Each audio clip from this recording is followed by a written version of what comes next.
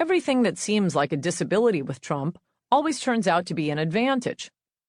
If we were in the laboratory designing the perfect presidential candidate, it's unlikely we would have produced a tasteless, publicity-seeking, coarse, billionaire reality TV star.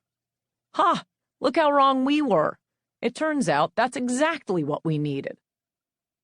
The Miss Grundys of the party all say, "I'll tell you this, Donald Trump frightens me. He's a vulgarian, a loudmouth, a boor."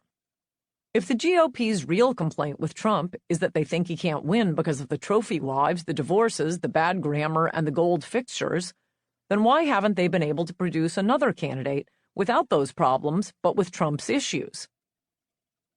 They claim they don't mind Trump's positions on immigration and trade. They just wanted a candidate more like Mitt Romney to take them. That's a creature that doesn't exist in nature.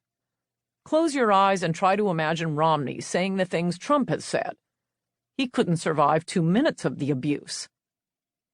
The problem with trying to find an old-school, waspy, understated, dry, less is more, antique leather, sturdy wood and brass type to take Trump's positions is that all those people agree with NPR on everything.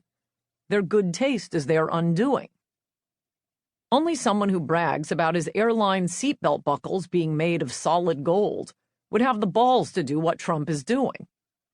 Being crude is an indispensable requirement. It gives him resistance to the opinion of Manhattan sophisticates. It's extremely rare for people to take positions that will hurt them with their friends.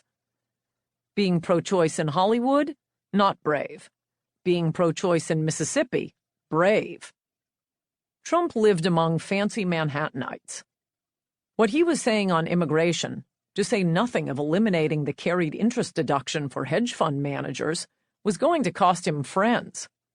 Trump didn't care. He has no nerve endings for peer pressure. The standard riposte to someone who wants to restrict immigration is, "You don't understand. Your positions are very gauche, very déclassé. They're not shared by the people you want to impress. These are the opinions of ethnics in the outer boroughs." Other people would say, "Oh my gosh, did anyone see?" Trump said, "Yeah, I think I still want to build a wall." The sophisticates didn't have a comeback. They'd never gotten that far with anyone else. The media successfully smeared Romney as an out-of-touch multimillionaire, whacking working-class Americans with his polo mallet. He was helpless. Tasteful people don't talk about themselves, and they certainly don't talk about money. Not Trump. Early in Trump's campaign, journalist Mark Halperin asked him about the backlash against rich candidates like Mitt Romney. Any chance of that with you? Trump said, first of all, he wasn't rich. And that was that. How do you attack someone for being rich who is constantly bragging about how rich he is? Yes, I'm a wasp too. It's appalling, embarrassing, awful. But oh my gosh, does it work? Luckily, voting machines register only yes or no, not yes, but I hate myself. Trump is like a Shakespearean fool. He seems crass because he speaks the truth. Fashionable people might cringe when Mike Tyson shows up at the inaugural ball as a guest of honor, but nobody else is giving us a wall. The Trump candidacy puts Democrats in an extremely awkward position. They are the party of elegance and fabulosity, but also claim to be the party of the blacks and browns, who see absolutely nothing wrong with Trump's taste. Jay-Z and Beyoncé may not like Trump's positions, but boy, they like his style. They're asking themselves, how can a person of such taste be a Republican? He's P. Diddy in the Hamptons, disturbing the neighbors with his parties. The more you think about it, you realize Trump has an awful lot of useful tools in his toolbox. He has all that on-camera experience. He's perfectly comfortable walking into a gaggle of microphones. He loves being in the limelight, and he's gotten really good at it.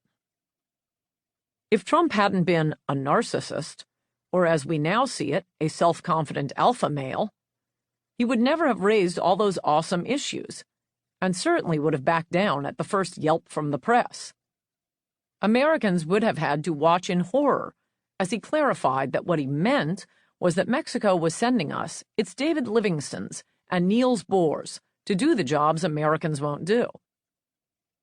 In Trump's first week running for president, he lost tens of millions of dollars for the Mexican rapist line alone. Univision dumped Trump's Miss USA pageant, NBC dumped both the Miss USA and Miss Universe pageants, Macy's dumped his ties, and ESPN dumped his Trump National Golf Club for the Celebrity Golf Classic. Asked about the lost businesses, he said, "I had disloyal people, like Macy's and like others. Oh, Donald, you're a little controversial. We're going to have to drop you. We're going to have to." I said, "I don't care. The ties, what do they mean to me?" Motions to the moderator. He's wearing one of my ties, by the way. It's very nice, very nice. I never liked them that much because they were made in China, so it never mattered that much. If it takes a narcissist to do that, we need more narcissists running for public office. If Trump hadn't been publicity-seeking, living in the limelight his entire life, he wouldn't have been so thoroughly vetted. The tabloids had already devoted 40 years to chronicling his marriages, divorces, even how he was in bed. New York Post headline, "Best sex I ever had." Bono, audio ebook doc site.